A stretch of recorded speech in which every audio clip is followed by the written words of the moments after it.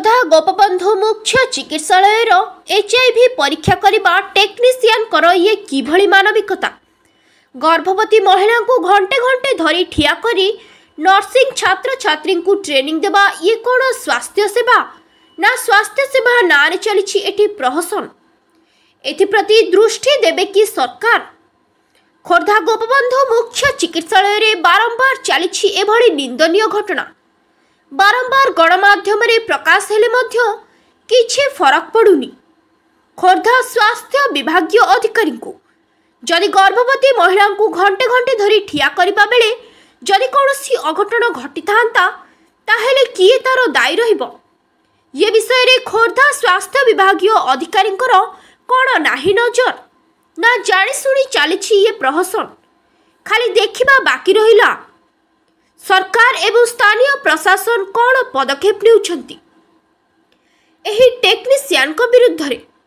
सेतरे किछि नै ठिया करियो लोक को बोले नै आपण को परिचय देले मु सामल आईसीटीएस काउंसलर डीएचएस खोर्धा रे अछंती।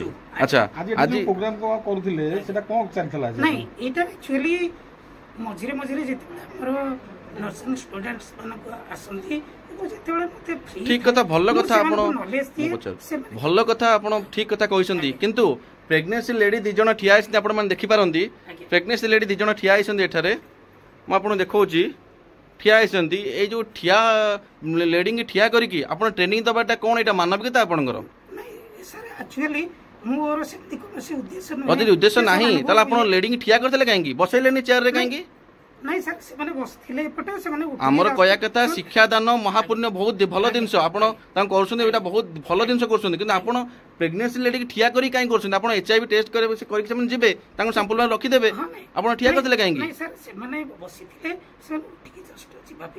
क्यों मैंने बसते मुझे देखला ओढ़ी से ठिया होती मो पारे विजुअल भी अच्छी हसुंदी कहीं खराब बाट खराब बाट कि हानले बही गला कि बुझता से आपन कहि जे पखाळे बसिया को सीट पानी दवा पाई तांको पानी सीट कोनोसी। भुवनेश्वर सूर्यकांत दलाईଙ୍କ रिपोर्ट आईजेबी न्यूज।